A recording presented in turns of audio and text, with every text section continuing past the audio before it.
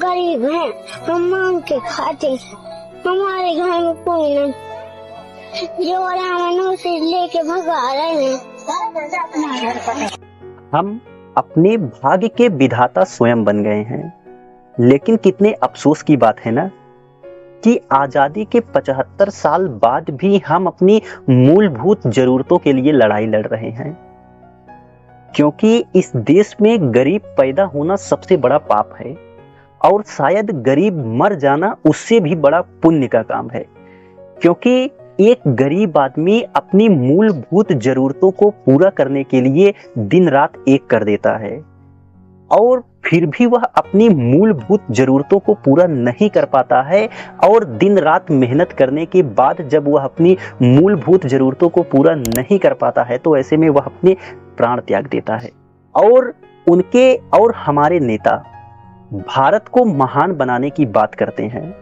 लेकिन जब वह भारत को महान बनाने की बात करते हैं तब उनके दिमाग में गरीबों का ख्याल तक भी नहीं आता,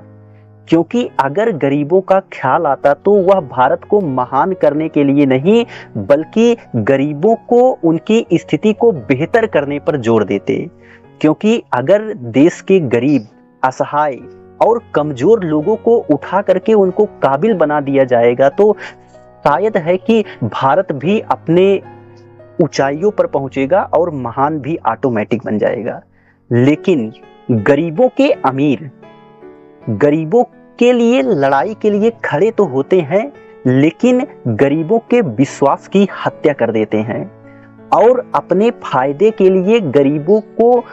पीछे ढकेलने का काम करते हैं। ऐसे में जब भी कभी देश के किसी कोने से किसी गरीब असहाय पर अत्याचार होता दिखाई देता है तो और जब उनकी मौत हो जाती है तो ऐसे में दिल छलनी हो जाता है, दिल दहल जाता है,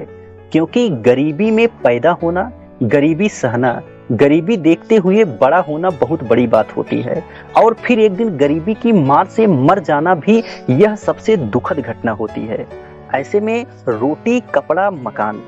जो कि मूलभूत जरूरत है की कद्र और कीमत वही करता है जिसको कि नहीं मिलती है। और हमारे